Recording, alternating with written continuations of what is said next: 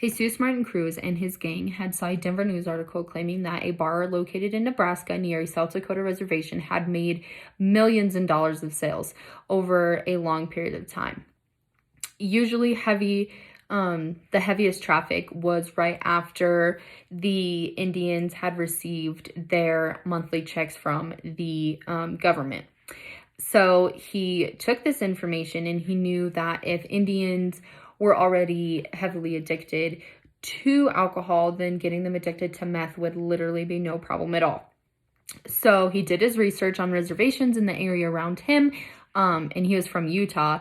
So he stumbled upon the Wind River Reservation, which is located near Lander, Riverton, Wyoming, and he targeted that reservation. At first, he started by handing out free samples of meth, and then once he started picking up traffic from that, his men started targeting the women. So they romanticized them and they fathered their children and got them addicted to meth.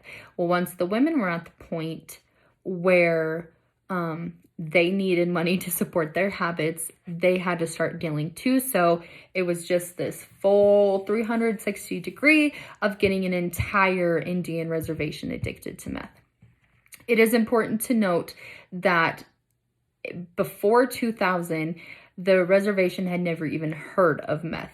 And by 2006, the child neglect cases in the area had risen by 13%. Drug possession charges had risen by 163%, and spousal abuse cases had risen by 218%. Alcoholism is higher amongst reservations than anywhere else. And that is due to mainly lack of resources, low education, unemployment, things like that. So a lot of Native Americans face discrimination and things like that, which make it hard for them to beat generational curses of, only surviving on their monthly checks. So during my reading, I was reading the article about the Cruz case, and in that article, it stated that a 12-year-old girl was found addicted to meth during their investigation. So why is it that reservations can so easily fall victim to crime? And well, like I said, the poverty and the rash resources make it very hard for reservations to keep people employed, like keep law enforcement employed or have enough help to be able to go to every case on the reservation. It said that response rates on the reservation were 15 to 20 minutes, no matter the case.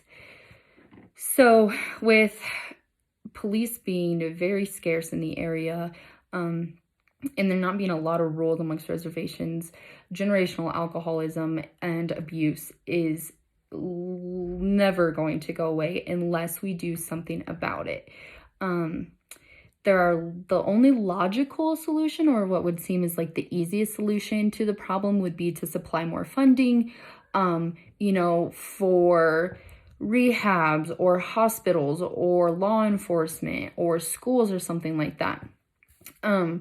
To help get the reservation out of poverty. However, we know that funding right now may not be readily available. So the only thing I can think of that may be a solution to the problem would be starting with the children.